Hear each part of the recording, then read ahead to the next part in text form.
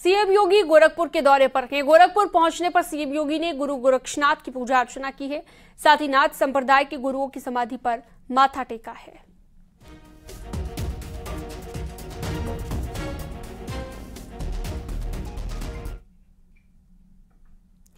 CM योगी आज गोरखपुर को 78 करोड़ रुपए के विकास कार्यों की सौगात देंगे। सीएम योगी शाम को करीब 4 बजे भाटी विहार कॉलोनी पहुंचेंगे, जहां पर वो मिनी स्पोर्ट्स कॉम्प्लेक्स, 63 स्कूल के कायाकल्प समेत 43 विकास परियोजनाओं का शिलान्यास करेंगे। साथ ही सीएम योगी लाल रिंग रोड का भी शिलान्यास करेंगे। जीडीए की ओर से बनवाई जाने वाली इस रिंग रोड पर 44 करोड़ 13 लाख रुपए की लागत आएगी। जीडीए 11 करोड़ 24 लाख 78 हजार रुपए की लागत से 63 प्राइमरी स्कूलों का भी कायाकल्प करेगा।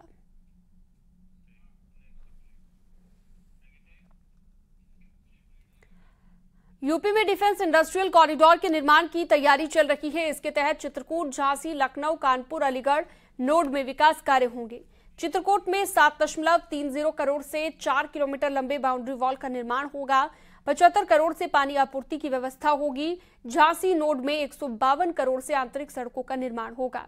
5 करोड़ से 10 गेट बनाए जाएंगे। लखनऊ नोड में 6 करोड़ से बाउंड्री वॉल बनेगी। आंतरिक प्रकाश व्यवस्था के लिए 5 करोड़ खर्च किए जाएंगे। ग्राम भटगांव में जल आपूर्ति एसटीपी के लिए 52 करोड़ खर्च होंगे। 23 करोड़ से पुलिस स्टेशन से फायर स्टेशन का निर्माण होगा। कानपुर के लिए 18 करोड़ तो वहीं अलीगढ़ नोड के लिए 29.52 करोड़ की मंजूरी दी गई है।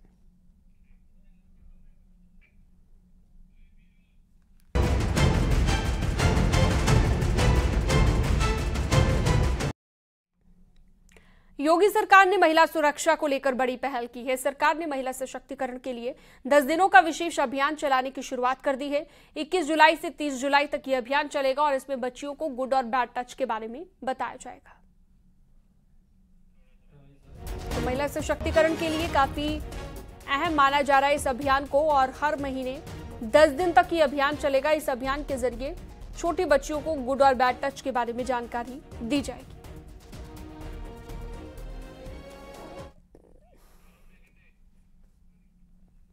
रेलवे ने दिल्ली की 2 बड़ी मस्जिदों बंगाली मार्केट और आईटीओ स्थित तकिया बब्बर शाह को नोटिस दे दिया है। रेलवे ने नोटिस में दोनों मस्जिद प्रशासन को 15 दिन के भीतर अतिक्रमण हटाने के लिए कहा है, वरना एक्शन लेने की भी चेतावनी दी है।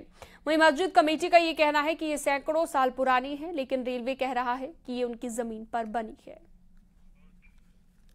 रेलवे ने दिल्ली की 2 बड़ी मस्जिदों को नोटिस दिया है। इस वक्त मैं बंगाली मार्केट की मस्जिद में मौजूद हूं और इसका इतिहास काफी पुराना है क्योंकि मुगलों की टाइम की मस्जिद है, आप यहां देख सकते हैं। और ये रेलवे से बिल्कुल नजदीक की मस्जिद है क्योंकि रेलवे लाइन में जो भी 2 मस्जिदें पड़ती हैं, एक ताकिया बब्बर शाह जो आईटीओ के पास स्थित है और एक ही बंगाली मार्केट, दोनों को जो है नोटिस दिए गए हैं क्योंकि रेलवे के पास जो भी अतिक्रमण हुआ है उसको हटाने के लिए कहा गया है। देखिए, आप देख सकते हैं कि यहाँ पर पहले से जो ये मस्जिद है इसको तोड़ा गया है और उसके बाद अब ये नोटिस मैं आपको दिखाना चाहूंगी कि यहाँ पे बाकायदा जो है वो नोटिस भी लगाया गया है और 15 दिन का समय दिया गया है।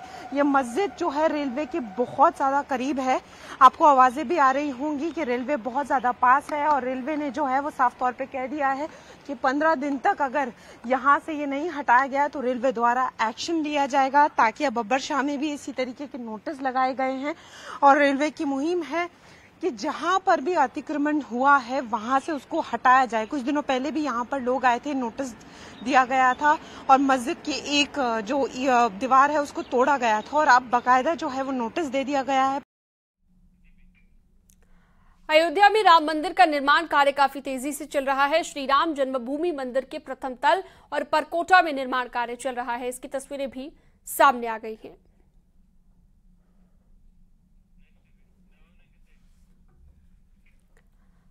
अयोध्या में सरयू तट के किनारे 100 एकड़ में प्राकृतिक वन तैयार किया जाएगा। प्रशासन ने इसके लिए जमीन चिन्हित कर ली है, जहां पर बड़ी तादाद में पेड़ लगाए जाएंगे। प्रशासन की कोशिश ये रहेगी कि विकास कार्यों के लिए कम से कम पेड़ काटे जाएं। जिला प्रशासन ने एक वृक्षारोपण प्लान तैयार किया है। रामलला के दर्शन के लिए अयोध्या आने वाले पर्यटक भविष्य में वन के सौंदर्य को भी देख पाएंगे। जो रामपथ 14 कोसी पंचकोसी है। हम लोग प्रयास कर रहे हैं कि जो कम से कम कटान हो, लेकिन अगर अपरिहार्य है, जो कि रास्ते में आना है और उसको अपरिहार्य स्थिति में है, तो उसके लिए हम लोग एफॉरेस्टेशन का एक बहुत प्लान बनाया है। हम अयोध्या में एक वन बनाएंगे, एक अच्छा सा लगभग 100 एकड़ में। अब हम लोगों ने ज़मीन भी चिन्हित कर लिया है, लगभग 100 एकड़ में हम वन लगाएंगे। तो वो हमारा जो एफॉरेस्टेशन होगा उससे हम उसको पूर्ति करेंगे, और वो जो संख्या है उससे 10 गुना से भी ज़्यादा लगाएंगे हम लोग। भगवान राम की नगरी में प्राकृतिक संवर्धन और संरक्षण के लिए एक महायोजना बनाई जा रही है, जो राम की नगरी में बहने वाली सरयू के तट पर बनाई जाएगी। हम जिस जगह मौजूद हैं, ये वो जगह है जहां पर 100 एकड़ में बाकायदा हरियाली संरक्षित की जाएगी। वन संपदा को संरक्षित करने के लिए महायोजना तैयार हो चुकी है और रामनगरी में विकास की तमाम योजनाएं चल रही हैं। पथ का चौड़ीकरण चल रहा है, इसके अंतर्गत हजारों पेड़ इस दरमियान काटे गए हैं। अब इन पेड़ों को दोबारा से संरक्षित और संवर्धित करने के लिए यहाँ पर 100 एकड़ में वन संपदा को संरक्षित किया जाएगा, जो प्राकृतिक माहौल में होगा। इसके साथ ही अध्ययन वाले पर्यटकों के लिए भी उसमें तमाम सुविधाएं होंगी।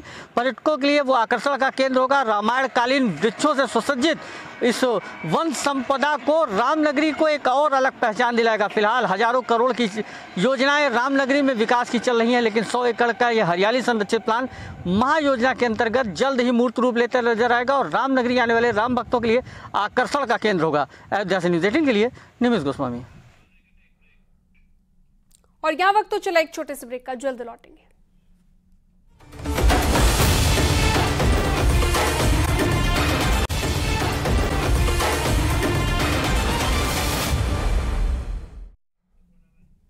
ब्रेक के बाद स्वागत है आपका। कानपुर के हैलेट अस्पताल के इलाज के दौरान लापरवाही के आरोप अस्पताल पर लगे हैं।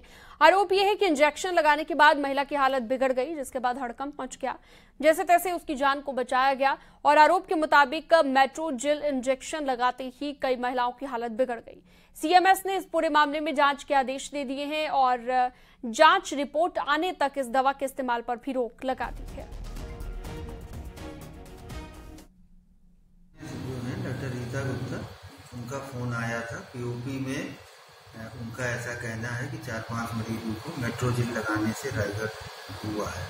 हालांकि सारे मरीज ठीक हैं, अब किसी को कोई दिक्कत नहीं है, तो उनको ये निर्देशित कर दिया गया है कि मेट्रोजिल जो अभी लगाया गया उसको फिलहाल रोक लिया जाए और उसको टेस्टिंग के लिए भेज दिया जाता है। पीलीभीत में पुलिस ने 3 अफीम तस्करों को गिरफ्तार कर लिया। तस्करों के पास से पुलिस ने 3 किलो अफीम बरामद की है। अफीम की खेप नेपाल से जाई जा रही थी और इस दौरान मुखबिर की सूचना पर पुलिस और सर्विलांस की टीम मौके पर पहुंची। तस्करों को गिरफ्तार कर लिया गया। एक तस्कर लखीमपुर का रहने वाला है, दूसरा तस्कर नेपाल का और तीसरा पीलीभीत का रहने वाला है। पुलिस ने तीनों के खिलाफ एनडीपीसी एक्ट के तहत मामला दर्ज कर लिया है।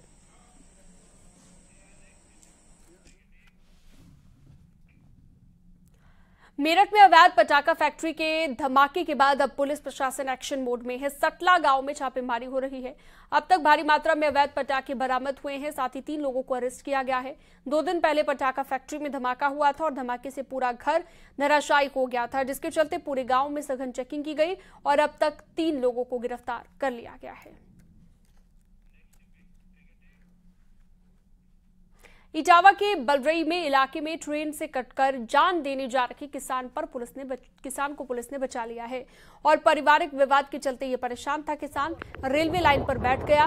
दूसरी तरफ जब पुलिस को जानकारी मिली तो बलरई थाने में तैनात दारोगा जसवंत सिंह, सिपाही अरविंद कुमार, अमित शर्मा मौके पर पहुंचे और पुलिस कर्मियों ने किसान को समझा बुझाकर पटरी से हटवाया और किसान की जान बचाने को लेकर पुलिस की चारों तरफ सराहना हो रही है। पुलिस कर्मियों को सम्मानित किए जाने की भी बात कही गई है। जो इटावा नई दिल्ली रेलवे लाइन है उस पर जाकर के बैठ गया और गमछे से अपनी आंखों को बांध लिया था। उसको बचाने के लिए आसपास के जो खेत में काम कर रहे थे ग्रामीणों ने कोशिश की, लेकिन वो माना नहीं और बैठा रहा। पुलिस को सूचना दी गई। थाना बलरई से एक सब इंस्पेक्टर जसवंत और 2 कांस्टेबल जिनका नाम अमित और अरविंद है, ये लोग मौके पे तत्काल पहुँचे और इनके द्वारा उसे समझा बुझा करके वापस उसके ले आया गया और इसमें इस प्रकरण में ये देखने में आया है कि पुलिस ने एक बहुत अच्छा काम किया है। जालौन में प्रेमी जोड़े ने पुलिस कस्टडी में शादी की। प्रेमी युगल शादी में रोड़ा बने परिजनों के खिलाफ शिकायत को लेकर थाने पहुंचा था और इसके बाद थानाध्यक्ष ने मंदिर में दोनों की शादी करवाई। पुलिस कस्टडी में 7 फेरे लेते प्रेमी युगल का वीडियो सोशल मीडिया पर जमकर वायरल हो रहा है। कैलिया थाना परिसर की ये घटना है।